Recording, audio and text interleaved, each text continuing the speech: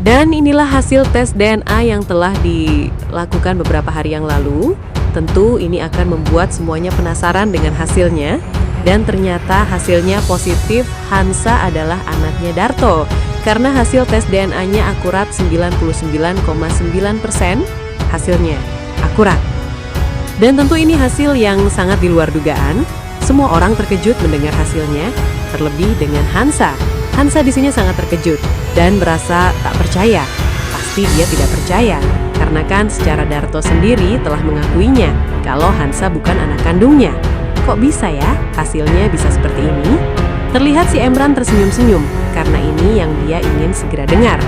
Lain halnya dengan si Fatan yang sedikit pun tak percaya dengan hasil tes DNA ini.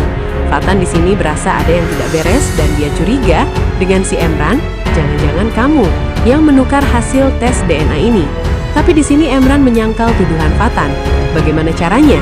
Aku bisa menukar hasil tesnya, sementara aku gak tahu siapa orang tua kandung Hansa yang sebenarnya. Masa iya? Aku harus mencari darah yang sama persis dengan darahnya Hansa, apalagi darah Hansa darah yang langka. Dan orang yang memegang hasil tesnya pun membenarkan perkataan si Emran ini ya sahabat. Dia berkata bahwa dia tidak menemukan kecurangan apapun dalam hal ini. Dan akhirnya si Emran di sini bisa meyakinkan kepada semuanya bahwa Hansa adalah anaknya Darto. Dan positif kalau Hansa adalah anak Darto. Jadi pernikahan dia dengan Hansa sah di mata agama dan hukum. Jadi si Emran di sini seneng banget dengan hasil keputusan saat ini. Karena kan dia yang membuat semuanya ini menjadi seperti ini ya sahabat. Di sini si Funi terlihat tidak terima juga dengan hasilnya itu. Pasti ya, dia ngamuk-ngamuk karena dia gak mau kehilangan Emran. Ketika orang-orang lagi sibuk melihat si Funi dan ternyata Emran menarik Hansa keluar. Tentu membuat Fatan kaget dan Fatan berusaha menghalang-halangi Emran. Dan akhirnya terjadilah perkelahian di antara mereka berdua. Namun Fatan malah terluka akibat kena serangannya si Emran. Emran berkata, sampai kapanpun kamu tidak akan pernah bisa memisahkan aku dan Hansa. Dan di sini terlihat Hansa pun merasa bingung banget kenapa sekarang malah pengadilan menetapkan kalau dirinya masih sah menjadi istrinya Emran. Terlihat Hansa sangat ketakutan dan dia tidak mau sama sekali untuk kembali ke rumah itu. Hansa bilang, aku gak mau ikut kembali ke rumahmu mas. Pastinya, dia masih trauma banget atas apa yang Emran lakukan selama ini ke Hansa ya sahabat istiqomah cinta lovers. Terlihat Emran menarik paksa Hansa. Sesampainya di rumah, Emran memberi pengertian ke Hansa kalau dirinya tidak akan menyakiti Hansa lagi. Dia berjanji, dan dia pun meminta kepada Hansa kalau Hansa pun harus memikirkan perasaan suaminya. Hansa harus memikirkan perasaan Emran. Tapi di sini Hansa tetap saja kekeh, gak mau ikut sama dia. Dan terlihat di sini Emran geram. Kesal banget sama Hansa karena Hansa gak mau dengar penjelasannya Emran dan Hansa mau kembali lagi ke dalam. Ya sudah, kalau kamu mau kembali ke dalam, tapi misal kalau kamu masuk lagi ke dalam, kamu telah menjadi istri yang membangkang. Itu perbuatan dosa dan percuma. Sholat kamu, ibadah kamu gak bakal diterima oleh Allah, ucap Emran. Dan di sini mendengar perkataan Emran seperti itu, Hansa mulai mau nurut dan hampir saja Hansa mau masuk ke mobil Emran. Lalu datang lagilah si Fatan mencegah Hansa ikut bersama Emran. Lalu terjadi lagilah perkelahian di antara mereka berdua. Dan sekarang si Emran yang dihajar habis-habisan oleh Fatan.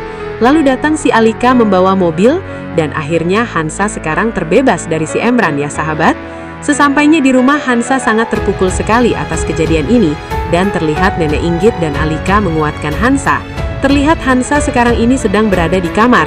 Dia sangat terpuruk sekali dan hancur kalut tak karuan.